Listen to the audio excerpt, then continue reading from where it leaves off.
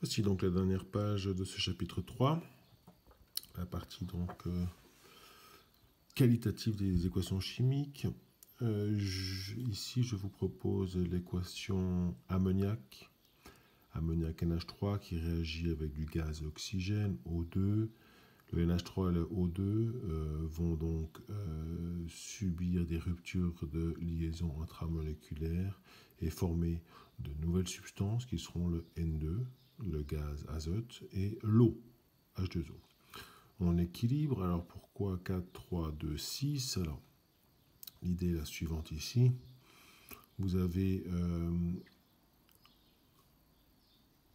3 hydrogènes avant la réaction et 2 hydrogènes après la réaction. Donc on pourrait imaginer commencer par un 1 ici, un N2, ça forme 2NH3. 2NH3, donc 6 hydrogènes, donc il faut 6 hydrogènes ici. Mais nous voyons que ce 3, donc 6 hydrogènes, multiplie un oxygène. Donc il faudrait 3 oxygènes avant la réaction, et 3 oxygènes avant la réaction nous impliquerait 3 demi de O2. Donc on multiplie le tout par 2, et ça nous donne 4, 3, 2 et 6. Donc voici les coefficients stoichiométriques, 4, 3, 2 et 6. Je reporte toutes ces informations ici, d'accord, c'est la même équation. Combien de grammes de NH3 sont-ils nécessaires pour réagir avec 30 grammes de gaz oxygène? Alors nous avons toujours l'approche par colonne, comme ceci. La masse d'oxygène que nous avons avant la réaction est indiquée, 30 grammes. Je vous rappelle que toujours dans la résolution quantitative de ces équations chimiques, il nous faut passer d'une colonne à une autre par le nombre de moles. Donc les 30 grammes doivent être transformés en nombre de moles. Si vous avez 30 grammes d'oxygène gazeux, donc la molécule dioxygène, il vous faut connaître la masse molaire du gaz dioxygène, donc c'est 31,99 grammes par mole, de la masse molaire d'une mole d'eau plus la masse molaire d'une mole d'eau, donc ça fait une masse molaire d'une mole de O2. La masse d'une mole de O2 est de 31,32 grammes. Là, vous avez 30 grammes, donc c'est à peu près un tout petit peu moins, pas à peu près un tout petit peu moins qu'une mole. Vous faites ceci pour obtenir le nombre de moles, 30 grammes divisé par 31,99 grammes par mole, et ça vous donne 0,938 moles. Voici donc l'information que vous extrayez des 30 grammes d'oxygène. Ces 30 grammes d'oxygène, ces 0,938 moles d'oxygène, ils peuvent être déployés en nombre de moles de NH3. Dans un premier temps, c'est ce que nous demande. Combien de grammes de NH3 sont-ils nécessaires pour réagir avec 30 grammes de gaz d'oxygène? Comment connaissons-nous le nombre de moles de NH3 que nous avons besoin pour faire réagir 0,938 moles? Alors nous multiplions par le rapport de ce coefficient d'arrivée divisé par le coefficient de départ. Donc ceci fois 4 tiers, ça vous donne 1,25 moles. Nous avons besoin de 1,25 moles d'ammoniac. En sachant que la masse molaire de l'ammoniac est de 17,3, vous multipliez 17,03 grammes par mole fois 1,25 mole, ça vous donne 21,29 grammes. Vous faites donc réagir 21,29 grammes d'ammoniac avec 30 grammes de O2. Deuxième question, quelle est la quantité de N2 formée dans la réaction? La réaction ainsi implique donc la réaction de 30 grammes d'O2 et de 21,29 grammes, et ceci va nous produire du N2. Combien? Ce nombre de moles, 0,938 moles, peut être utilisé pour donner ce calcul, pour trouver la réponse. Vous multipliez ce nombre de moles par 2 tiers. Et ça vous donne le nombre de moles de N2 produit, 0,625 moles. 0,625 moles, en sachant qu'une mole de N2 vaut 28,01 grammes par mole. Donc ceci fois ceci vous donne 17,51 grammes. D'accord? Donc vous allez... Quelle est la quantité de N2 formée à la fin de la réaction?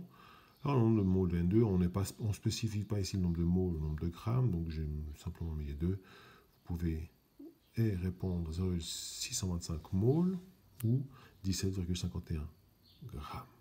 Voici pour l'exercice. Et l'exercice suivant est là.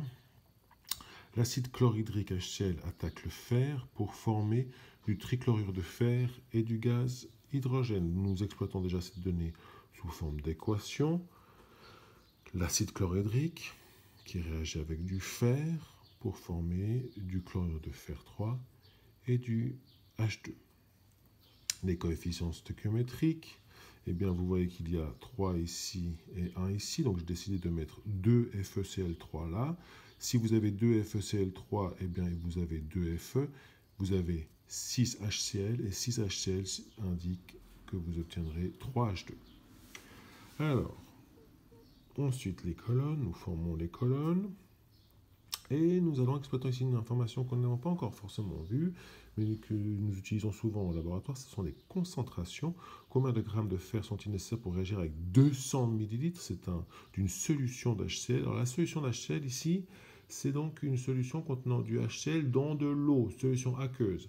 Alors je vous rajoute ici l'information de la concentration, 0,1 mol d'HCl par litre de solution. Donc la concentration d'HCl est de 0,1 mol d'HCl par litre de solution, et nous en avons 200 ml. Le volume de cette solution, solution, pas de HCl, de solution d'HCl, c'est 0,2 litres. Donc nous connaissons, à partir de ces deux informations, c'est-à-dire une quantité de mol d'HCl par volume de solution et le volume de la solution, nous pouvons trouver la quantité de mol de HCl mise dans la réaction.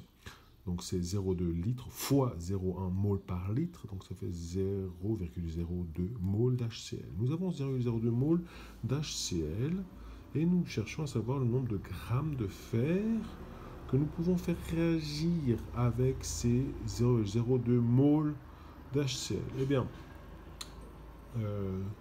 nous trouvons le nombre de moles de fer qui peuvent réagir en faisant cette quantité-là, le nombre de moles d'HCl fois 2 sixièmes. Ça vous donne donc un nombre de moles de fer de 0,0067 moles. Nous savons que la masse molaire est de 55,845 grammes par mole.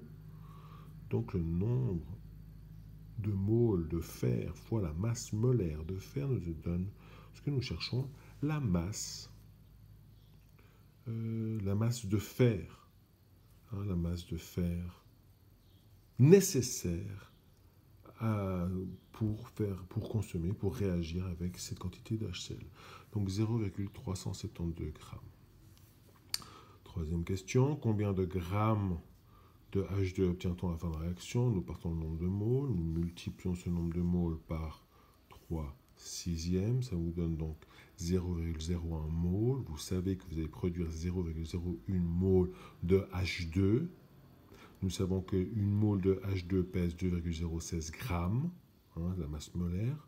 Donc la masse de H2 que nous allons produire dans cette réaction est de 2,016 grammes par mol fois 0,01 mol, donc 0,0202 grammes. Voici donc pour le chapitre 3. Et nous voyons sur WhatsApp pour la suite. Et nous ferons à nouveau un questionnaire.